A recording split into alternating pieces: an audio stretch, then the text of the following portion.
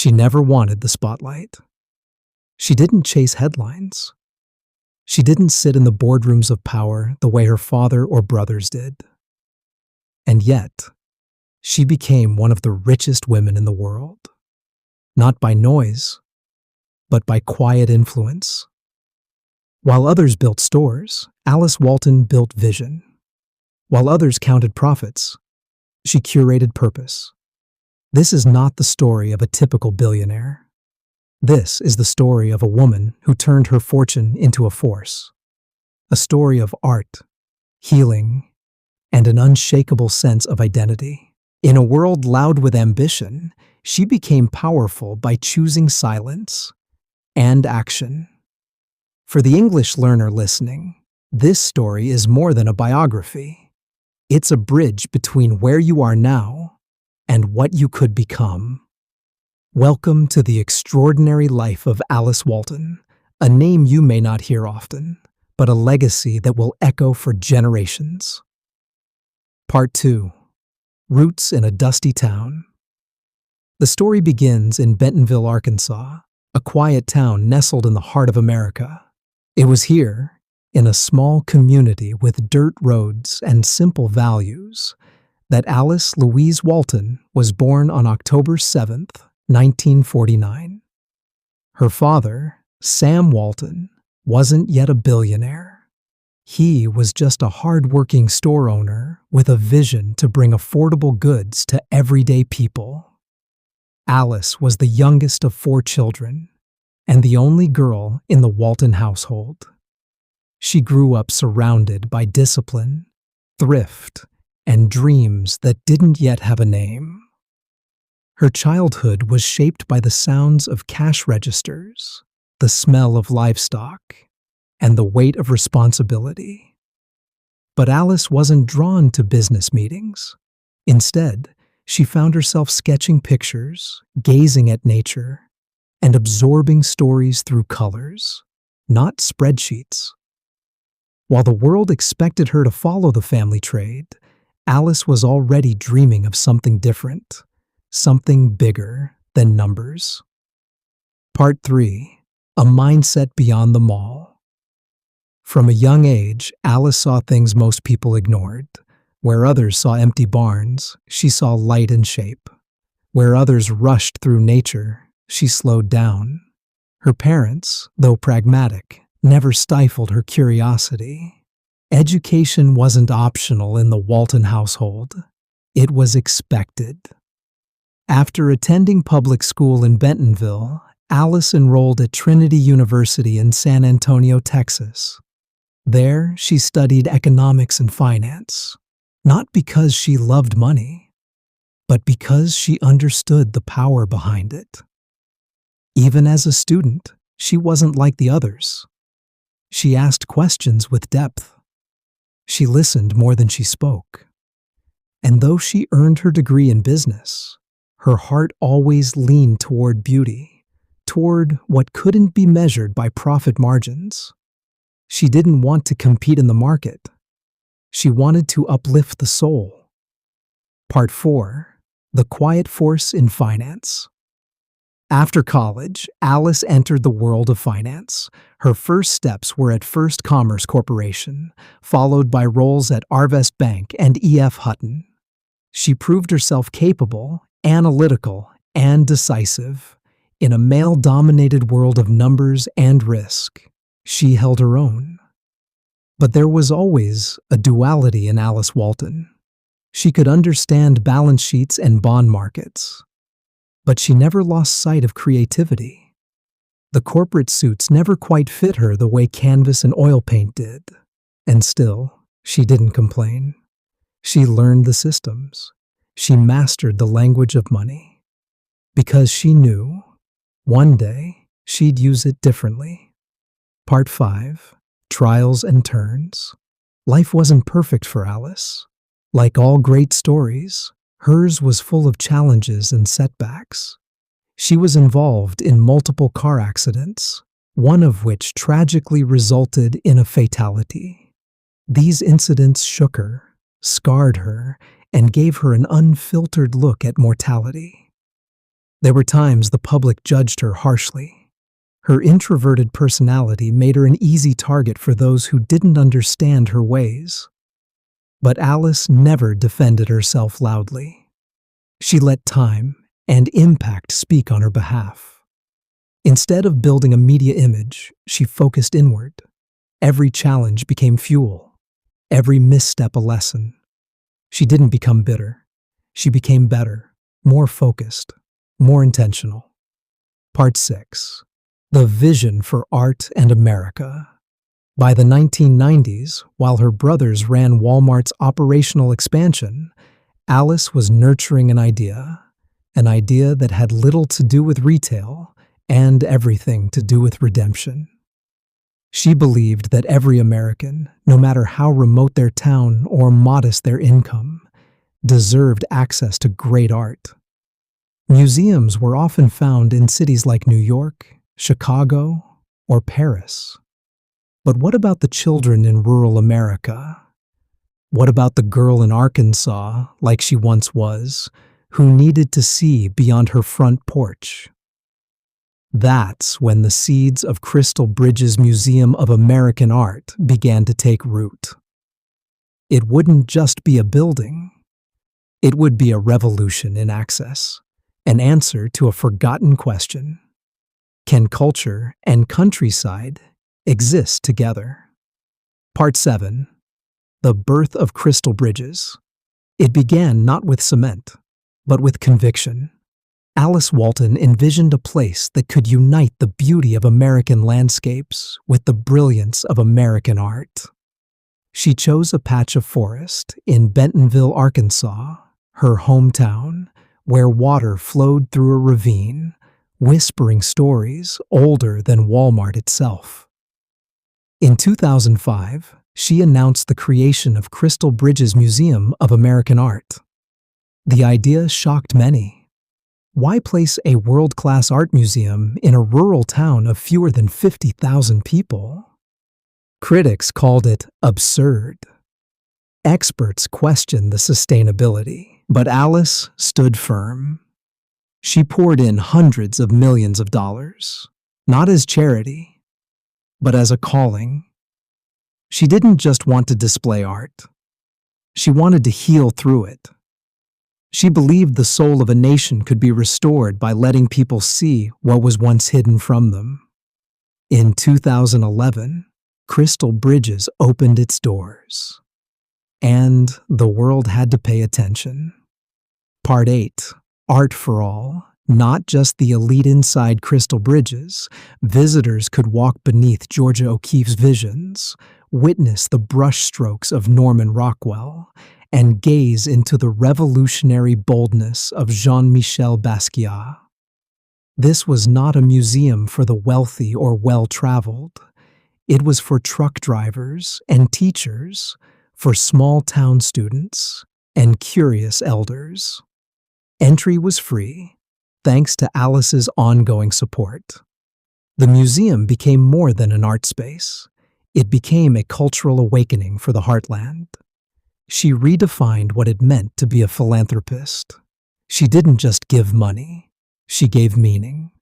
And unlike many collectors who hoarded paintings in mansions or private vaults, Alice opened the gates wide. She didn't need applause. She just needed impact. Part 9. Redefining the Walton Legacy. Walmart was built on the principles of access and affordability. And in many ways, Alice extended that legacy, just in a different domain. While her father made everyday goods accessible, she made culture accessible. Her vision didn't just serve Walmart's customer base, it uplifted them. She made rural America feel seen, not just as consumers, but as citizens with intellectual and emotional depth. She reminded the world that intelligence doesn't come from living near skyscrapers. It grows in quiet corners, in fields and forests, in hearts that haven't been heard. The Walton name, long tied to commerce, was now tied to creativity and compassion because of Alice. Part 10. A Woman Apart. Throughout her life, Alice Walton remained somewhat of a mystery. She didn't marry. She didn't build a family the traditional way. Instead, she married ideas. Big, bold, transformative ideas. She found companionship in beauty and meaning. She invested in animals, especially horses, and ran her own ranch named Rocking W Ranch in Texas. It wasn't about luxury. It was about peace. Her love for nature wasn't performative. It was spiritual. She once said, "Art is a way of pulling people together. It can cross boundaries and change hearts." In every decision she made, you could see that belief, subtle, yet revolutionary. Part 11. The Philanthropy of Healing. In recent years, Alice has turned more of her attention toward health and wellness, not just physical, but emotional and societal. She founded the Alice L. Walton Foundation, focusing on expanding access to holistic healthcare, mental well-being, and medical education. Her goal wasn't to build more hospitals. It was to reinvent the idea of healing, making it more personal, more human. Her efforts included developing an integrative health institute and supporting innovative mental health services across the U.S. Where others saw statistics, she saw stories. Where others funded buildings, she funded understanding. Part 12. The Quiet Billionaire. Despite being one of the wealthiest people in the world, Alice Walton doesn't live like a mogul. She doesn't throw grand parties. She doesn't chase headlines or political office. Her presence is felt in the ripples of change she creates, not the noise. She holds a unique place among American billionaires, not driven by power, but by possibility. And while others may climb corporate ladders, Alice chose to build bridges between past and future, rich and poor, forgotten and remembered. In a world racing toward profit, she walked toward purpose. Part 13. Reshaping Rural America's Identity. Alice Walton didn't just build a museum, she reshaped how rural America sees itself. For generations, places like Bentonville were considered cultural deserts, far removed from the creative epicenters of the world. But Crystal Bridges flipped that narrative. School buses now lined up outside its doors, bringing children from tiny towns who had never seen original artwork before. Families walked through exhibits that told the story of their nation, through color, form, and feeling. Alice believed that art could change a person's sense of self-worth, and her museum proved it. She gave voice to people who didn't know they were allowed to speak through the lens of history, equality, and imagination. Part 14. The Global Eyes on a Small Town. What started as a quiet cultural experiment began attracting attention from around the world. Renowned artists, curators, and educators traveled to Bentonville, not out of curiosity, but out of respect. They saw something rare, not just world-class artwork, but a world-class vision. Alice Walton had done what few billionaires dared.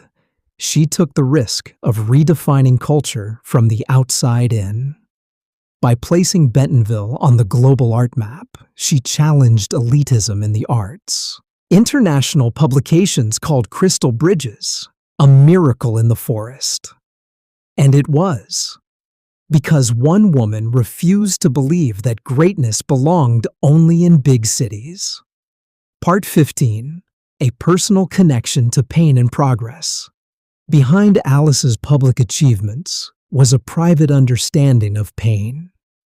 She had seen personal loss, navigated public criticism, and faced the kind of isolation that comes with enormous wealth. But these experiences deepened her empathy. It's why she became so committed to wellness and emotional healing. Alice knew that money alone couldn't mend a wounded soul. She understood that healing is complex. It involves the heart, the mind, and the body. Through her foundation, she explored integrative health, combining traditional medicine with mental health, nutrition, and mindfulness. She didn't want quick fixes. She wanted long-term change. Part 16. An advocate for artists, not just art. Many collectors gather paintings like trophies, but Alice Walton saw the people behind the paint. She supported living artists. She gave them platforms, funding, and freedom. Through Crystal Bridges and its satellite initiatives, she created opportunities for new voices to be heard. Voices that didn't fit the mold of the art world's expectations. Whether it was a Native American sculptor or a young Black photographer, Alice opened doors for those who were often kept out. She wasn't interested in making headlines. She was interested in rewriting them. Part 17. Bridging the past and the present. One of Alice Walton's deepest beliefs is that history matters, but only if we face it honestly. At Crystal Bridges, exhibitions weren't just beautiful. They were bold. The museum tackled hard subjects: slavery, civil rights, indigenous struggles, and modern inequality, not to create controversy, but to foster conversation. She believed art should make people feel something real. It should disturb, inspire, and awaken. She didn't want viewers to simply admire. She wanted them to reflect. That's what made her contribution so powerful. She didn't just display America's history. She made us engage with it. Part 18. A legacy without walls. Alice Walton's work isn't confined to buildings. Her influence lives in school art programs she revived, in health systems she transformed, and in the minds of rural children who now dream bigger. She taught a generation that giving isn't about writing checks. It's about writing new futures. And though she rarely steps in front of a microphone, her message is clear in every project she funds. Beauty belongs to everyone. Healing belongs to everyone. And leadership doesn't have to be loud. It just has to be lasting. Part 19. The philosophy of purpose. If you listen closely to Alice Walton's life, you'll hear a whisper, not a roar. That whisper says, lead with vision, not ego. Give with love, not control. Create with intention, not applause. She lives by principles shaped in a small-town kitchen, guided by a father who believed in hard work and a mother who loved nature. Her choices weren't driven by stock prices, but by soul prices. What the world gains when one person lives with fierce, quiet purpose. In a society obsessed with speed, Alice taught us the value of stillness. In a culture obsessed with fame, she showed us the dignity of depth. Part 20. Inspiring closing. Your chapter begins now. Dear learner, if you're watching this, whether you're in a small town or a big city, whether your English is perfect or still finding its voice, know this. Greatness does not require noise. Influence does not demand fame. And purpose? It begins with a decision. Your decision. Alice Walton chose to lead from behind, to invest in what couldn't be measured, and to serve not for recognition, but for renewal. That same power lives in you. You don't need $1 billion to change the world. You need clarity, courage, and a cause. So as you step away from this story, don't just remember Alice Walton. Remember the lesson. Your voice matters, your dreams matter, and your contribution, no matter how quiet, can become a bridge for generations. Start building yours today.